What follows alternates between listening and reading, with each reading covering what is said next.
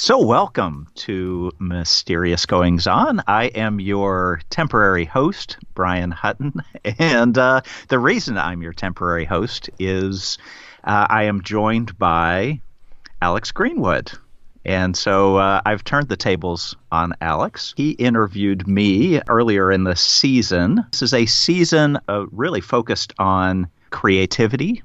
And so I've turned the tables on him and wanted to interview him about his creative process and about the pilot series of books, which are now celebrating their 10th year in publication. And so we're talking a little bit about some of the events that inspired some of the characters in the books, as well as his creative process, and then also announcing an upcoming John Pilate mystery that will be released here at the end of October on Halloween. So welcome, Alex.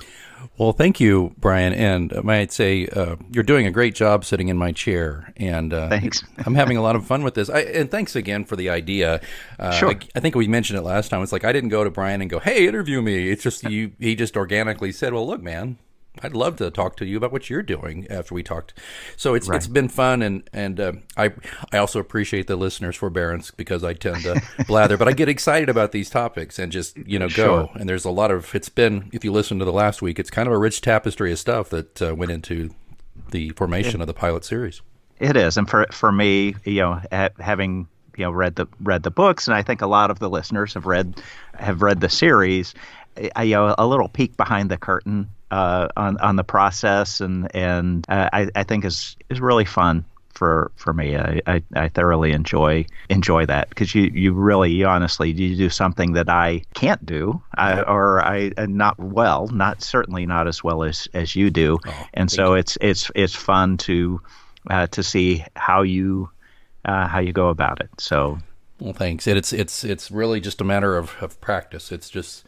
I really do believe that you're born with a certain amount of innate ability, but it's the practice. It's the I'm not as glib as Gladwell in saying if you do it for 10,000 hours, you're a pro, but you do it enough and you get better. So I thank you so much. I appreciate that. Awesome. So last episode we talked a lot about the original event, the murder-suicide at a college, and that was some inspiration for you. But strangely, that event happened in 1950. Right. There was a similar event, maybe not similar, but just as shocking to the university and to the community, event that happened much more recently. Yeah. I went to work at Peru State in 2003. I got hired by this very charming man. I got called up, as we mentioned in the last episode. I had a lot of things going on in my life, and I was ready to get out of town. And I had basically applied for this job. I think it was on like Monster.com, and I got pulled out of the stack on that and asked to come up. They flew me up to interview. Wow. From Oklahoma City to flew into Omaha, and then the assistant to the president, a lovely lady, she picked me up and drove me in, and I met with this gentleman that evening at the Lead Lodge in Nebraska City, beautiful place, and he said, "I'm drinking wine. I assume you are too." And I'm like, "Oh, I don't know. It's kind of a job interviewee kind of thing to not do." He goes, "Really?" And he just looked at me, and I said, "Okay, I'll have some wine. How about a cab?" And so we both drank Cabernet. Talked. I was immediately charmed by this gentleman. He was fairly elegant. He had a bit of an everyman thing going on, but it was kind of under a veneer, though, of every man made good. Does that make sense? Dr. Ben Johnson. He told me about his life a little bit and about what he's doing at Peru State. And basically, what I learned that day, and then the next day when I spent literally all day in committee meetings, and it was like I lost my voice by the end of the day of all the people I had to meet, and I had to go do panel questions. I don't know if you've ever interviewed for a job at a university. Sure. Yeah, right. On both sides of it. So I conducted some when I was student body president. That's right. When they were hiring when I was in undergrad. Yeah. Right. So and it's grueling. I knew pretty much that I had the boss's seal of approval. I think by midday, it just seemed like the questions got easier, and as I fatigued, I felt good about it. But I learned that this gentleman, this school was in trouble. This school is perennially in trouble. I think like a lot of you and I went to an undergrad school similar to this one in Oklahoma, a little more accomplished, but similar in the sense that it was always under the gun with budget. People always wanted to close it because it's liberal arts. And Peru State was originally a pedagogical facility or institution, which just means they taught they taught people how to be teachers. Then they expanded to a more liberal arts role, but they were always under the gun. And we talked about last time about how in 1950 the school was under the gun. Well, right. They brought Dr. Johnson in like a year or two before I got there. So this was, I don't know, just a little after turn of the century, I think. And he was already well on the road to turning it around, and he was exciting, and he had an energy about him, and I wanted to be part of it, and I wanted a job, and I wanted to get the hell out of Oklahoma. So it all worked out. I got offered the job. No offense to Oklahoma. Well, it wasn't Oklahoma. It was just my circumstance in Oklahoma. That's what I meant.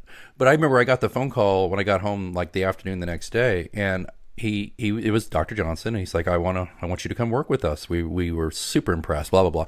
And I said, well, can I think about that? Because I think you're supposed to think about it. You're not supposed to just say yes right away. Sure. Yeah, exactly. And I told him that, and there was a pause on the phone.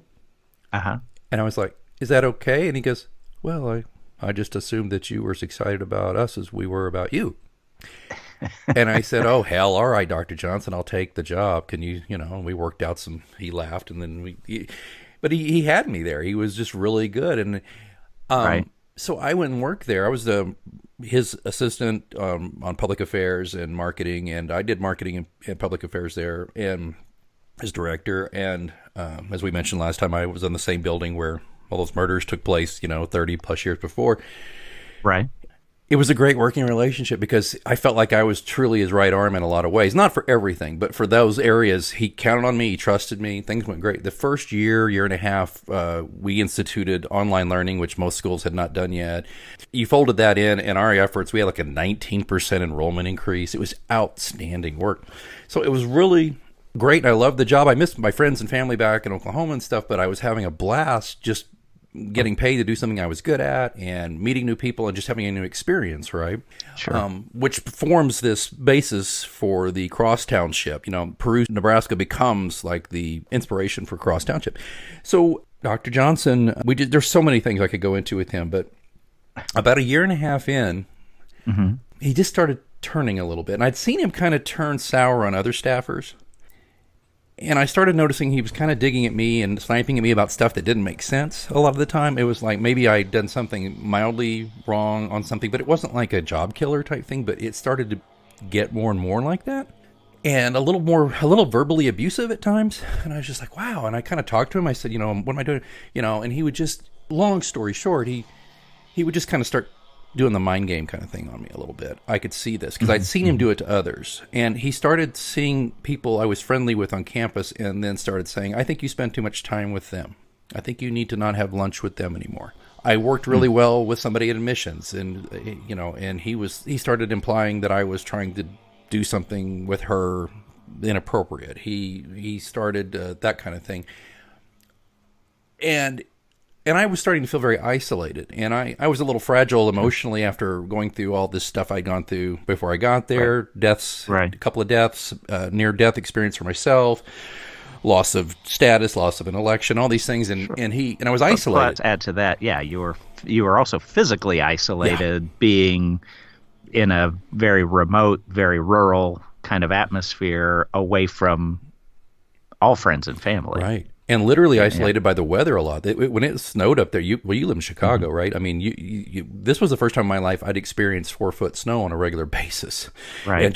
And and this little tiny town, you get socked in, you're socked in. And these are very hardy people who are used to this, but they just understand when the snow flies like that, we're stuck. Better have some food stocked up, or trudge down to the one grocery store that's actually about the size of a Quickie Mart, or maybe the Casey's, it's famous for pizza, and that's it. And cell phone service was kind of spotty, so the phones went down. You were it just really was isolating, right? And I started seeing him, and looking back, I noticed he was doing a lot of isolating things to me, isolating my relationships. My girlfriend, who's now my wife, came to visit, and he was trying very much to talk me out of dating her, and he wanted me to date a gal who worked at the foundation. So much so that he was pushing me to ask her out, and I just couldn't do it. She was very attractive, very nice, but I had nothing in common with her. But he was pushing me constantly, and he was like, "Oh, well, Stephanie's nice, but you should you should start dating this other person." I was just like, right. Okay, but he'd do it kiddingly. But, when your boss is kind of there and he's becoming less a boss and more kind of a king to you in a lot of ways because he has all this control over your life and all this. So that kind of behavior. And he would say things to me about other people. And I'll never forget this. He once told me, we had a lot of time together in the car or just in the office or whenever, or we'd go out to dinner every now and then. I'd say, "Oh, it's a shame about so-and-so moving on." Somebody who ostensibly either quit or got let go. And he said, "Well, I'm of the mind that people are like newspapers, and when you're done with them, you just throw them away." And then he kind of had a little bit of a rueful laugh, but I don't think it was. I don't think he was trying to be funny. And I was like, "Whoa, okay." But by the same token, everything was going great for the school. We were achieving, and the school's budget pressures were going away, and the senator, he was the darling of state senators, and people talking about, "Oh, this is the guy who gets it. He saved the school, and he created some brilliant stuff." And I can't take that away from him. I cannot take away any of those achievements from him. I can't, because he did some things that put Peru State on the map. He was a visionary about online education. Everybody laughed at him about online. They're like, "Oh, I even taught online for a year. I taught marketing." So I was like, I knew then. I was like, well, I think this is a good idea, and I really believed in it, and that's why our enrollment increased. And now look, everything's online practically. Not everything, but you know what I mean. It's ubiquitous. These things were happening, and I remember socially though, he was just a little different. He was a little off. I mean, we had a bowling league. Yeah. And it was me and a couple of dudes from the school. And I just remember this is that I was the worst guy on the team, but that got me the MVP trophy because my handicap saved the team. We won the championship. But I remember, like, when you get a strike and you would do a fist bump to everybody. Ben really hated that. Dr. Johnson did not want to fist bump anybody. And he said repeatedly, "Why do we have to do this?" And he was irritated. I think there was something about it that bothered him. And I don't even know what that means. I just remember that. Looking back, I realized how inappropriate some of this behavior was. Receiving gifts, like he'd give me, like he loved to collect watches, timepieces, nice ones. He'd buy them on eBay and stuff like that. And I always liked good watches, but I didn't really have any good watches at the point. And he gave me like a couple, and I just was like, "Well, thanks. I can't accept this, but thanks." And he's like, "Oh, of course you can't take it." So he would do all these kinds of things. I'm trying to just kind of lay this out for you a little bit to let you know where he was. And so he had his really great side. I hate to be so glib as to say Jekyll and Hyde, but it was very much. But after about year and a half, it just started to get worse. I just remember he was brittle about anybody getting more attention than him on anything, which is also kind of not a good thing for people with certain personalities. Right. We were at a state college meeting, and it's the meeting of the three colleges. Peru's one of them, Wayne State and Shatter, and the other two. And as I recall, we were in a committee meeting or something, but somebody, a third party who didn't work at Peru, looked at our enrollment numbers and our marketing and said, "Oh my gosh, we're going to have to steal Alex Greenwood away from Ben." Right. That was it.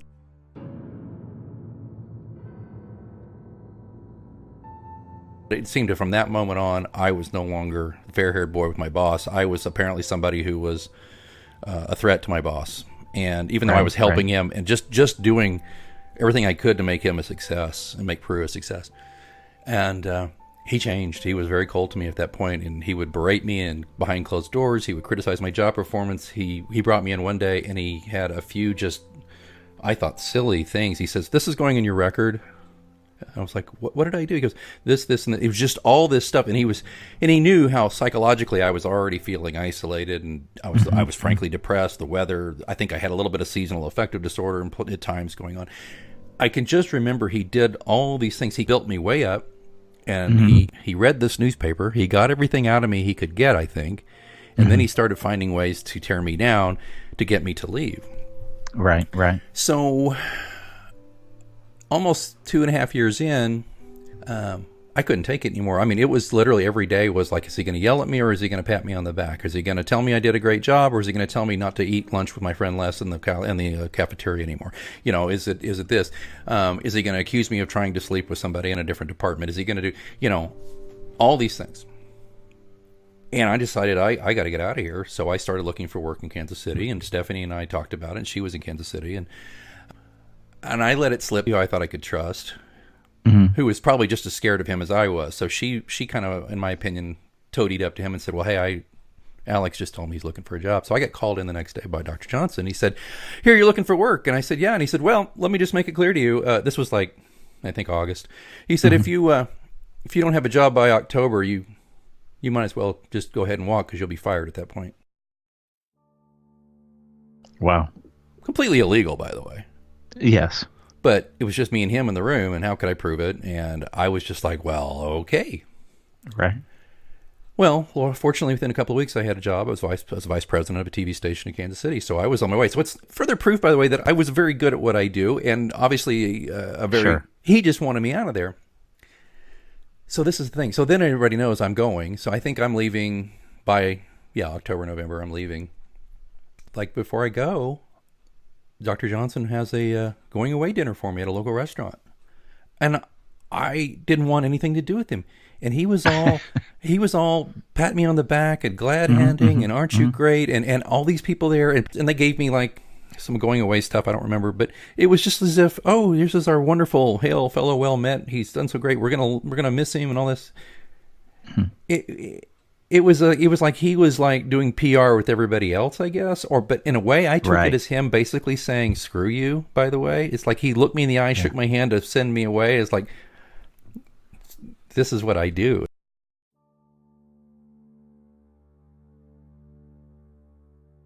Right. I felt it was very creepy. So what year was that? That was late 2005. Okay. So shortly after that now, there are some things going on in the background. Right. Well, so I go away, and I'm at the TV station, and that's 2005, and I hear some things here and there, and then I hear that, oh, he's going to retire in 2008, and he retires in 2008. And I think, well, you know, son of a gun, he did some things I don't really appreciate, but you know what? Ultimately, complex personalities are often incredibly good leaders, and he did a really great job with the school. And it's a chapter of my life that's over. It was hurtful in a lot of ways because I made friends for life, I thought there, and I thought I'd done such a great job, and I was liked. And it took me a lot of years to realize that all those things were true and that this wasn't about me. It was about him to a large degree. I mean, I wasn't perfect, but you know what I'm saying? Sure. So I'm hearing that he's consulting, and he'd raised a lot of money for the school, so he had kind of been given a really nice role with the foundation to raise money. I think he was getting we'll find out. He was getting a nice compensation package. It was kind of a deferred compensation package and some stuff like that. That, by the way, now is illegal in Nebraska. Anyway, so we get to around spring of 2010, and somebody who I used to work with at Peru calls me and says, are you sitting down? I said, yeah, I'm sitting down to lunch. What's up? She says, well, I just need to tell you something. Ben took a job at a university. At Fairmont? Yeah, at Fairmont State. And it was just announced in March. And I'm like, well, that's great. And this was like late April or early May. And I said, well, that's great. I expected he would take more jobs, although he was getting up in years. And I don't know why, but, I guess he needed the money. And she said, well, the Attorney General of the state of Nebraska has been looking for him and basically is going to file an indictment. And Ben took his life. Ben took his own life.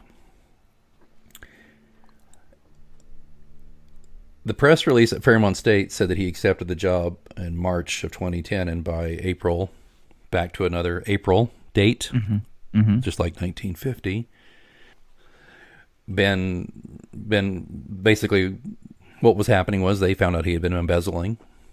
Right. I don't. So that was the bookstore funds, correct? Right, bookstore funds, and he had been. And I'll just say it. This is from the Lincoln Journal-Star.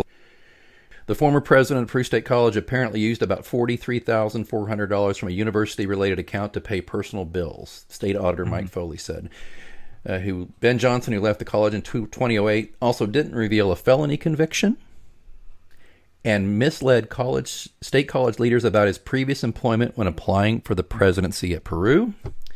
Right. He committed, and he had put it on the previous job's letterhead, even though he was been fired. No longer working there. Right. Yeah. He was basically paying off thousands of dollars to his American Express account for clothing, for food and meals, for home supplies, travel, including airfare, motel, and a cruise. They did not appear to be related to Peru State activities. President for 9 years, from 99. Okay, it was 99 until August of 08. He was living in Florida since then and was recently named an administrator at Fairmont State. In addition to his apparent misuse of college funds, the staff also discovered he did not reveal a 1989 felony conviction in California where he applied for the Peru job. He, as you said, he also used letterhead for his resume, cover letter from a college where he was no longer employed. And then add to that that deferred compensation package. So that was actually even larger and stranger, I believe. So he had managed to get nearly $500,000 in deferred compensation that they canceled. Actually, they caught the deal, and it was supposed to be that. Yeah, he had negotiated that. Yeah, and the thing that gets me is, he didn't reveal this felony. He made an untrue statement or omission to state material facts to investors in a scheme, and he spent 9 months in a California county jail. I mean, wow. 9 months in jail. His cover letter seeking the Peru State job was on Thomas College letterhead. He had signed the letter as a vice president at the school, and he had been terminated from Thomas College in Thomasville, Georgia, 2 months earlier. Mm-hmm. He had later filed a civil suit against Thomas College for breach, and the school responded that Johnson misrepresented his qualifications in applying for the job. The suit was dismissed 4 months after Johnson was hired at Peru. Yeah, he failed to disclose more than $450,000 in deferred comp. And that led to...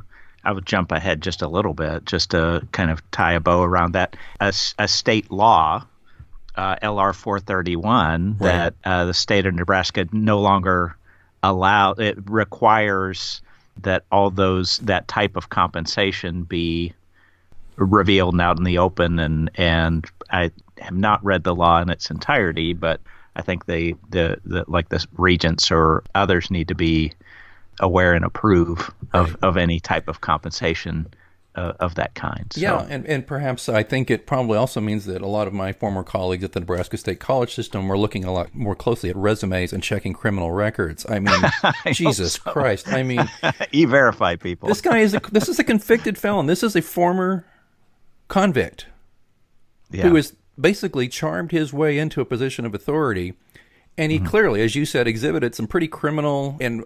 I'm not going to say sociopathic, but I'm going to say some antisocial behaviors. Yeah, and certainly, questionable history. Paul Fell, who was president of the college alumni group, I'd met Paul a few times. He was a Lincoln cartoonist, a Peru graduate. He said the guy just did miracles down there. He took the place and turned it around. The former chancellor of the college said, "I'm sad that it turned out this way. That would have been a very good legacy is tarnished." Yeah, but here's the thing, too. The man was very skillful at turning away people who helped him achieve all these things. So I have to wonder about him.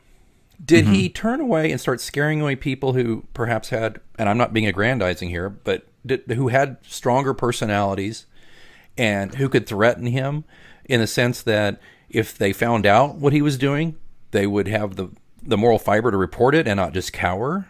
If I found out he was embezzling, I would have gone straight to the cops about it. I mean, sure.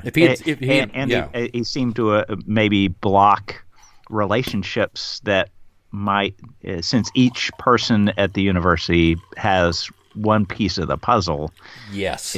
He may have blocked some of those or tried to frustrate some of those relationships, knowing that if two or three got together and said, "Oh, well, I saw this piece and I saw this piece," that you might be able to piece together even more of that activity as well. I think he ran off a lot of good people, not just me. And again, I am not perfect. And again, there were probably some aspects of my job I could have done better from time to time, just like anybody else. So please don't anybody think I'm sitting here going, "I was perfect and he ran."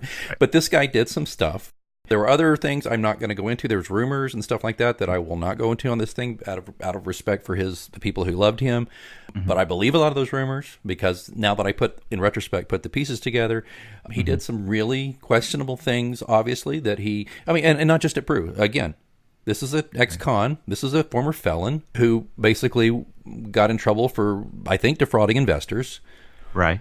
And then he fraudulently attains more than one job because of his credentials, and then because he doesn't talk about his past, and he walks into this job at Peru. So it's like some people are like, here's a parallel. Well, the economy's so good, so we can forgive all the other bullshit that the president's doing, right? It's like, no. Right. Either we're a moral and just society, or we're not. Sure. So, I'm sorry, I'm getting a little worked up because this was a two-sided of the coin thing for my life. One side was like I broke away from everything and I started over and I killed it a year and a half or so. And then, frankly, through no fault of my own, I was shown the door. Right. And it breaks my heart because, frankly, I felt like I could have had a whole new career. In fact, I'll tell you this. You know what he did do? He did some wonderful things for me, too. He wrote me a great letter to get me into the executive MBA program at University of Nebraska at Omaha. I got accepted. I was going to go. This happened a few months before the incident of me being praised at a meeting. Right. And then when he started turning on me, I was like, there's no way in hell I'm staying here, and therefore not going to go spend $50,000 on a executive MBA at UNO. So he would do these things, and he would tell me, he said, you could be a college president someday. He said, you could run a small college. He said, you got what it takes and all this stuff. And then I realized, of course I could. In his eyes, of course I could, Yeah. But I just remember he had plenty of enablers on staff, some people who I'll never forgive for the way they enabled him. But then he had some people who I remember who questioned him, and they were shown the door, or their lives were made miserable. I wasn't the only one. And then there were some people who legit were dead weight, probably needed to go or needed to have their roles changed, and he did that too. Right. So I don't mean to beat a dead horse. I just want to lay this out. So if you go back to 1950, you have this horrible tragedy. Right. Where somebody who's got issues goes in a very bad direction. Then you go all the way up to 2010. Yeah. So you got 60 years here, a span of 60 years where it ends. The punctuation is sad, and sadly the punctuation or these things are gunshots. And listen, as much as I despise a lot of the things Ben did to me and said to me and the hurt he caused me, I, believe it or not, still have a lot of respect for his achievements, and I have love for him in some ways because he did, no matter what at the ultimate end, he did help me kind of get to where I needed to be at that time in my life and introduce me to some other wonderful people. And we didn't even get into how this guy, by the way, talked himself into being a nationally known lottery expert. I mean, we don't have time for that whole story. And the book writing, yes. He wrote lots of textbooks. In fact, I'm sitting here looking at Stirring Up Thinking, his critical thinking textbook, which I think is a pretty darn good textbook. I mean, but he's fascinating in that he did. I'll just tell you real quick. He told me one day he was like, and this was a guy, the story he always told me about himself was he grew up on the streets of Detroit, and this is what he said. This was the lore he established. He said, well, I was in gangs, and I get into knife fights, and then I got in front of a judge who said, you can either join the army, go to jail, or go to college. But you got a choice, or it was something like that. It was one of those kinds. It was just right out of, and right. Anyway, so obviously the path he took, and he would always kind of jokingly allude to all his friends back in Detroit. If people, he would go, I got to introduce so-and-so to some friends I have back in Detroit. And I was just like, okay, whatever. I never took that too seriously.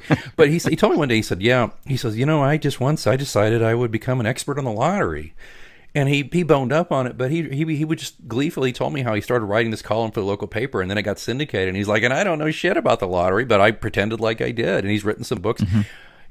It's just typical behavior of this kind of personality. And again, I'm not diagnosing him. I can't. But I mean, do I need to paint a picture? I mean, yeah, it's interesting. It's very interesting. So and I don't mean to continue to blather on him. So I won't, other than to say there is a villain in Pilate's Cross who hangs around for a couple of books, and he was the president of Cross College. But is that Ben? Well, no. Right. Is he inspired by Ben somewhat? Well, I would imagine so. Right, right. Yeah. So the Peru State community, Mm-hmm. how did they react? You said a little bit about there was some shock there, but there was also, I mean, some pretty nefarious activity was being revealed by the state attorney general as well. And the auditor too. And I think the people I talked to, it was a mix. It was like you heard some of these quotes publicly, because he did. Listen, if that college dries up, that town dries up and blows away. You know what I mean by that. There's nothing economically there other than farming. Right. It was a love-hate relationship, because I think a lot of them, and this did translate into Jack Lindstrom a little bit, that the town thought, I think a lot of people in town thought he was kind of full of himself and blah, blah, blah, but they couldn't argue with results, because a lot of them were farmers, but their wives or their husband or their kid worked at the school. And the school definitely kept the gas station open and the grocery store open and the bank and all that. So it was a mixed thing. But I'd spoken to some other friends there who were bitter and said, that's all we need in this town is this. And I even had one say to me, after the thing that happened in 1950, and then we worked so hard to get past that, as a town, and then we get up here and one guy said, this jerk comes to town and does this, and it ruins it for us. It does. Well, and then a few years later, there was, and I think it's still unsolved, there was a student who was apparently has disappeared, was likely murdered, and that it's just, there's some bad luck going on there. I don't believe in curses, and I don't believe in that. I think statistically bad things happen everywhere. It's just when it's such a small, concentrated place. When a big personality comes to town and does big personality things, good or bad, it has an effect on people. Right. I've never talked publicly about this until now, but he's been gone now for 10 years. 9 years. It'll be 10 in spring. And he had family and he had friends. And I hope if they're listening to this, they don't think I'm trying to be malicious. I held my tongue for a long time, but the man did hurtful things. And we all do hurtful things in our lives, but he did hurtful things that legit that hurt people's careers, that messed with their brains a little bit. So I just felt like I should say it. And I hope anybody who wants to defend him, feel free. I don't really want to argue about it. It's how I feel. Right. I'm not saying anything here other than my own experience that isn't verified in the newspapers. I went and visited there a few years ago on my way to a book signing, and I ran into a few friends. It was great. I hope, though, that people, when they see his achievements, like the little schoolhouse he remodeled, that was one-room schoolhouse. He had this whole, he moved a schoolhouse to campus, and because it was a teacher's college, and he redid the school. It was beautiful. I hope when they look at the ARC, the Academic Resource Center, which is just the jewel of Southeast Nebraska higher ed, I hope when they look at that, they'll think fondly of Ben. Because I try to. I mean, it's obvious listening to this interview, I have mixed emotions, but you can't argue that he did some damn good things. Well, that's good. That's good. And I think we're all multifaceted as people. And all of your characters, maybe an interesting segue into antagonists. All of your characters are multifaceted. No one is all, or very few, all bad or all good. We're all struggling with our past, in internal demons and those type of things. So speaking of antagonists, who's your favorite? Oh, wow. Oh, my God. Thanks. And first of all, thanks for calling him antagonist, because villain is see, if you'd said villain out, you would have been contradicting yourself, because to me a villain is boring, a black and white, just I'm evil. Well, that's not interesting. Yeah. Come on. Twirling a mustache. Because nobody, no good villain thinks they're really being villains. They think that they think that evil things they do are a means to an end, and it's a good thing. And even if that good thing is only to feather their own pockets, or get power, or they're like, look, sure, I pocketed some 40 grand worth of money, but look what I did for this school. It was worth 10 to 100 times more than that in value. But so so in 7 books now, there's been, out of the antagonists, well, there's been Jack Lindstrom, who was the president, and if you haven't read these books, this is a little spoilerish, but read them anyway. You're going to enjoy yourself. He's doing some kind of shady things, and he's kind of found out. And then in Pilate's Key, there's there's pirates, basically. I don't mean like, "Arr, pirates," but they're like, it's the Bahamian. He's called the Bahamian. He's a guy from the Bahamas, and there's drugs and there's stuff like that. He's all right. He's a little bit of a cutout. I'll admit that. And then Ghost, we have a guy come back who could be somebody we've heard of before, and he's just off the rails crazy and doing some crazy stuff. So I like him a lot. Then in Blood, because it goes from Nebraska in the first book to Key West in the second book, and then in Pilate's Ghost, he's in both places. And then in Pilate's Blood, Pilate is firmly back in Cross Township, and he's like the constable, and he's dealing with the guy who filled the vacuum from the mayor, because the mayor also was evil in the first book, was the antagonist. Right. And he ended up, I'll just say, he ends up gone, but the vacuum is filled by this guy who's related to him. He comes in from the Minnesota Mafia, and I like him a lot because he's very nuanced. He's a businessman. His name is Hilmer Thurman. I like him a lot. He's probably the least. God, I'll use the word. He's probably the least cartoony of the villains. And when I say cartoony, I don't mean like, oh, haha, these are terrible villains. It's just, or here I go, I called them villains, antagonists. But Jack Lindstrom is like, okay, clearly, businessman, does some things that are shady, blah, blah, blah. Then you got the drug dealer in the next book, and then you got this shadowy guy who has connections back to Pilate's Cross, and then you got the Hilmer Thurman who's filling in for the mayor who was taken out in Pilate's Cross. And I like him. There's a scene where Pilate and him meet at like this. There's this rib joint that's being run. It's on the edge of town. It's the Rib Shack, or maybe it's at the Brown Betty Bar. It's at one of these places, and then Hilmer Thurman has just this little. Because if you see a lot of this stuff, you see a lot of these crime bosses, and they don't have opulent offices or anything. They live in a little tiny place because they don't want to draw attention themselves. Sure. Yeah, most successful criminals are successful because they don't draw attention themselves. They don't flash money around or that. Pilate has a scene with him, and Pilate is so nervous. I think his leg is just like constant movement leg syndrome under the desk, and he's sweating, and they're back and forthing, and he kind of threatens or he kind of insults this guy, and the guy, he gives it back to him, and there's no yelling at all. It's all just. So I really like Hilmer. And in Rose, it's kind of complicated. The villain in Rose is kind of like a James Bond villain to a degree. He's all right. Some of these are maybe inspired loosely on a person or multiple people that you've known, you've interacted with. Sure. But you throw them into maybe an extreme situation, or right. have them make a bad decision or a series of bad decisions to get them where they are. Right. Yeah. Exactly. So given that. Has anyone that's ever seen a bit of themselves in those characters been offended? Not that they've said to me. Okay. I think indirectly somebody, back at Peru, and I couldn't tell you if this was just hearsay or what, but it kind of got back to me. Somebody was like, oh, really? I think some people who have glanced at these, who live in that area, are not flattered that, again, it's obvious that it's inspired by Peru, and maybe they're not thrilled with that because it's more salt in the wound kind of thing. But I've not heard anybody go, believe you made me into this bad guy. This bad guy. I think, have I? Gosh, I probably have had. I can't think of anything right off the top of my head, but I mean, I would be probably more flattered than anything, because that means somebody really read it carefully. And most people don't. They're just like, that was a good book, man. Like, what'd you like about it? All of it. Right. I'm like, right. Yeah, okay. You didn't really read it, did you? I wanted to ask you about the name John Pilate.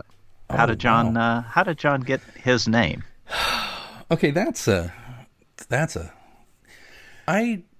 I gotta say, it's been a regret of mine because it's Pontius Pilate is the inspiration. I'll tell you that first, and I'll tell you about the regret. Okay, sure. So Pontius Pilate was the Roman governor who got the unenviable job to placate the Jews and also deal with this problematic guy called Jesus.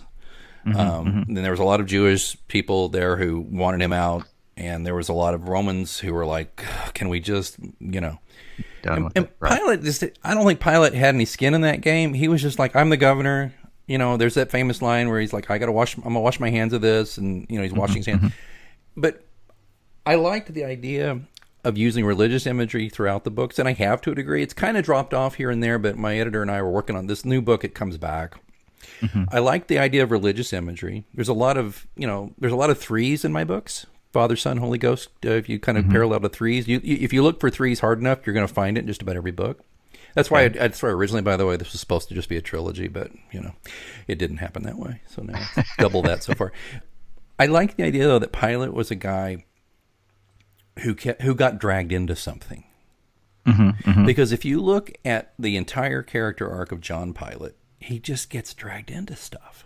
Right. There's he doesn't intentionally go to look for these for trouble or to solve things. No, he's the guy in the first book who was coming off a very bad divorce, lost his job. He had some kind of potential life-threatening illness, and he goes to a new town. He's just like, I want a fresh start. And what's he get when he gets in the fresh start? He gets dragged into a conspiracy, and he nearly gets killed. And then if you look at all of these, Pilate's Key, he's just having dinner at a restaurant, and a dead man almost literally falls in his lap. Right. And so Pontius Pilate to me represents that kind of person who's just like, look, I don't want any trouble, but he gets it. Right. But the problem is Pilate, Pilate, everybody thinks it's an exercise class. Pilates. I can't tell how many people who've come up to me, like at a book signing, said, Pilates cross, I really enjoy. I'm like, thanks, hey. Just, by the way, also Pilate. Well, Pilate's spelled Pilot. I had this conversation, believe it or not. And I said, no, he's not I said, technically, I guess you could read Pilate into it, that he's charting, he's flying, but not really. I said, no, like, you ever studied the Bible? Pilate, the guy. And sometimes people I watch their eyes and they're just like, I don't, what? But it's fine. But I got to the point where on the John Pilate Mysteries Facebook page, I even put on the About section, I said, just to be helpful, it's pronounced, and there's a little pronunciation key. Pilate, yeah. It's been that, but what am I going to do? I can't change it. Right. I think though the next series character is going to be like Smith. Something a little easier to pronounce. Something just simple. And of course, a great name, Smith or Jones. You can write anything into that too. But it's fine. It's fine. I did want to ask you a little bit about, I'll use the term the mysterious, but it's not a mystery. That you have a love for the mysterious. I do. Yeah. Personally. And then within your books, you will weave in maybe some local legend. You talked about weaving in the supernatural or religious, as well as maybe a little bit of the unexplained. Why do you find that important as a writer? It's funny because, in Pilate's Cross, there's, and by the way, there's, throughout the books, there's a lot of pop culture stuff in there. There's lines. I mean, I think we're going to need a bigger boat in Pilate's Key when they're being chased. And I mentioned things like Kolchak, the Night Stalker series. He Pilate's interior monologue in Pilate's Cross that gets mentioned because I think that was something growing up I was drawn to. I love Halloween. I still do. I loved scary shows. I still do. And I think it was something that my mom actually kind of didn't have a problem with me getting into. She at times would stay up late nights and she'd have the TV going and she didn't really care what was on. I don't think. She was kind of doing her own thing and I would be up. And I remember watching reruns of The Night Stalker. I remember watching scary stuff and she didn't discourage it. But I've always also just thought, God, life is so much more interesting when it doesn't play by the rules. Right? Yeah, that makes sense. Well, there's all these rules about time and space and gravity and all that stuff. Fine. But the idea though that there's something that defies that, it's kind of a joke, but not. But I'd like to believe that Bigfoot is real. Sure. Because most science says it's probably not, but a lot of science says it could be. And if it is real, it means anything's possible to a degree to me. Ghosts. Right. I don't know about ghosts. I don't know if it's for real. I don't know if people are having psychosis. I don't know if it's some kind of energy echo, but I hope it's real somehow. I don't know if I hope that and not necessarily it's that it's ghosts, but that there are just things, unexplained things that happen and that we see and that we experience, and we can't come up with a logical answer for. Right, the things that don't play by our set rules, or at least the rules today. But think about the things that were the rules until the rules changed. Think about all the different. Think about Einstein before Einstein. Then he changed the rules. Hawking has changed the rules to a degree, but there used to be so many rules about medicine and things like that. So right.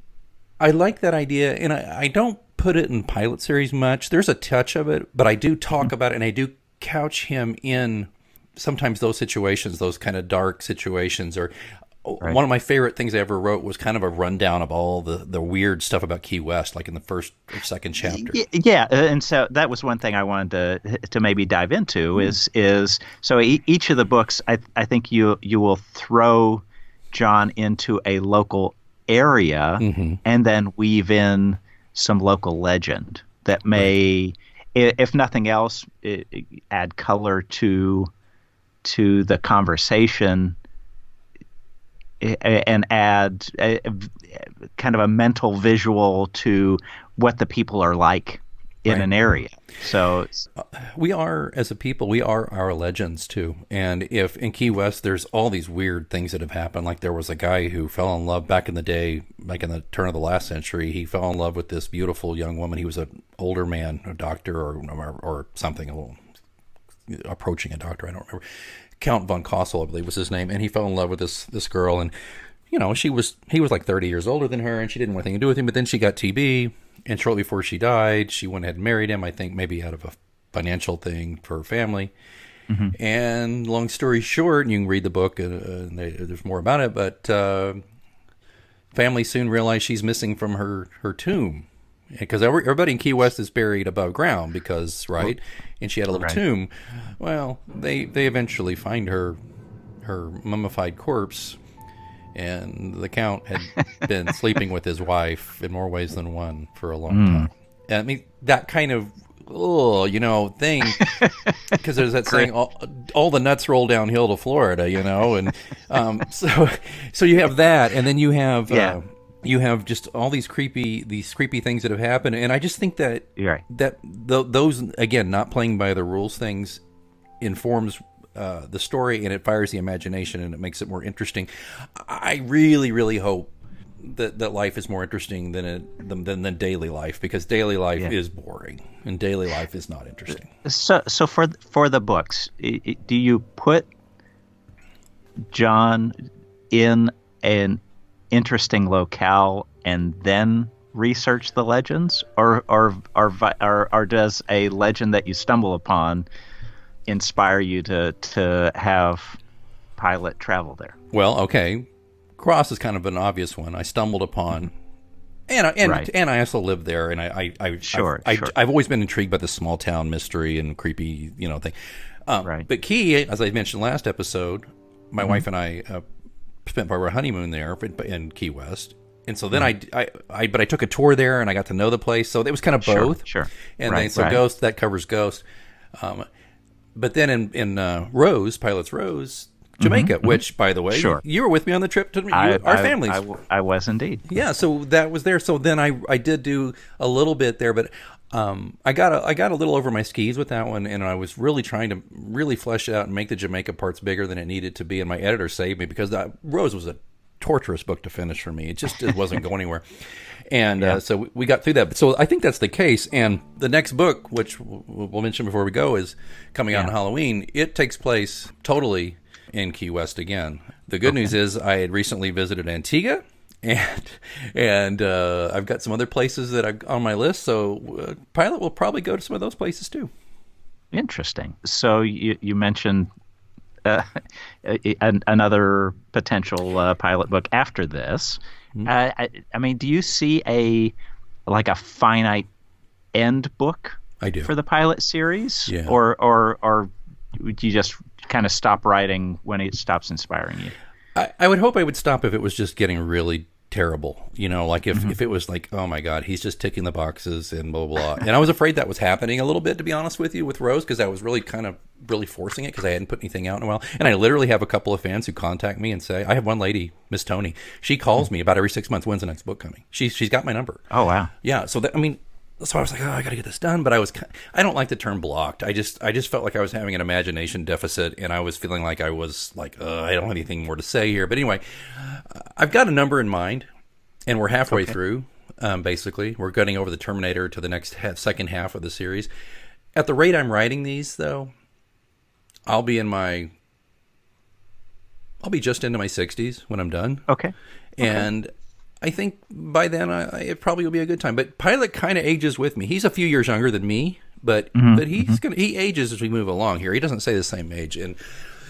But I'll make a promise to readers: if it really sucks, I won't put it out. And if I keep putting them out and people just stop reading them or reviewing or commenting, then I'll know. Sure. I'll know. Right, Somebody will let me know, and they'll take me out behind the woodshed and do that last act that I need, with the one bullet type thing, and say, good dog, bye bye. Awesome. So with your upcoming book, so it's coming out on Halloween 2019, right? So is there anything else about the plot, the location, that you'd like to share early? Just to let you know, the book, let me just tell you what this is. This is a way, we were going to do a big omnibus edition. We're going to put a 2-volume printed set of everything, including this new adventure, together. And it was purely a dollars and cents thing where it was going to cost me a lot to put it together. And I still want to do it someday, but I just want to wait a little bit longer, maybe our 10 or 20 years after that. Yeah, maybe when we're finally done with all of it, I'll put out a big slipcover, multi. But I had a great friend. He's a fellow author. He also helps with my ideas when I get dry, and he does great book covers for me, Jason McIntyre. And he and I were talking, and I said, I want to do this omnibus, but I just can't pull it all together, and it's going to be money that I'm not sure I have, and I don't want to do another Kickstarter like I did for Pilate's Ghost, which was very successful, but I'm at a point where it's just like, I don't want to have hat in hand and expect people to, money's tight for people, and I don't want people to feel boxed in. So, because if people want to buy my stuff, they can buy it. So he said, well, how about this? Why don't you just take the new story, because I'd got the new story done, and it was not quite a full book. It's a novella size, Okay.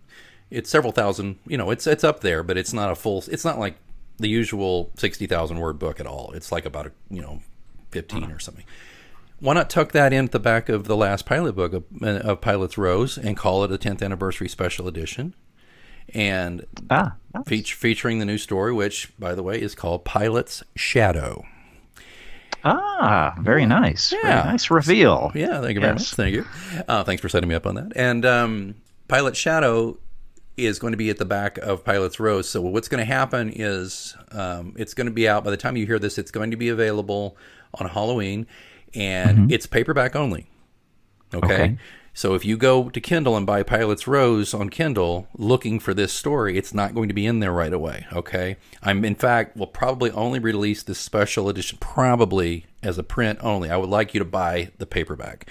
Pricing and everything will be on Amazon. There'll be an announcement on mgopod.com before Halloween about that. This ebook, the ebook version of just this story will come out probably next year. So if you want to wait, but I'd rather you didn't. And it's not a guarantee, by the way. So you want to buy you want to buy the book. Okay. Buy the book. Pilate Shadow, though, is Key West, but it's a tiny portion of Key West. It's a very intimate story with Pilate. It catches up within weeks of the ending of Pilate's Rose, which, as we all know, if you've read Pilate's Rose ended in a strange spot where you weren't sure whether he was going to live or die or come back or not. Well, obviously he does. John does. And we meet a new antagonist. And I don't want to give too much away. It's a quick read, but I want you to know I'm very proud of it. And I think that if you're a Pilate fan, it's must read. It's must read. And if you're not a Pilate fan, it's still a damn good read, in my opinion. Oops. Awesome. So, want to again thank you for for letting me turn the tables and letting us, Are you kidding me? I should pay you for this. Thank you. Take a little peek behind the scenes and your process, because but it's very interesting. I mean, it's very it's. I think there are some parallels to what I do on the product side, but also some very unique things that you do. Well, I appreciate that. And, because I understand your process. And if you haven't listened to the episode with Brian, go back. It's the Restaurant's Invisible Man. Ultimately, process is inspiration, just like you. But then it's also what you do. It's get your butt in the seat. And like for you, it's sketching or whatever you do and research. For me, it's research. It's writing, butt in seat writing. I have so many writers like, oh, I want to do this. I have a book in me, but blah, blah, blah. I'm like, well, you're never going to get it done unless you get your butt in the seat. You turn off the noise and you just write. So that's what I do. And this is one of the few times when I'm ever being interviewed, so I just want to say this to everybody. I'm deeply indebted to all of you readers, all of you listeners to the show. A lot of you listeners to the show probably don't even read the books. I know a couple of you don't or haven't. Hope you will. But the thing is, I'm deeply indebted to you because, like my grandfather, he never had great riches. He had success as a writer, and I've had some success, but I don't have great riches. But that's not really why I do it, and that's not a cliche. It's true. I do it because I like to express myself. I like to entertain other people, and you all make it really worthwhile. And as long as you're reading, I'm still writing. Awesome. So again, 10th anniversary of the Pilate series and the new book, Pilate's Shadow. Coming out in paperback on Halloween, October 31st, 2019. Very scary, kids. Yeah, thanks again, Alex. And it's, as always, a pleasure to speak with you, and I've thoroughly enjoyed it. So until next time, you'll be back in this seat. Keep reading.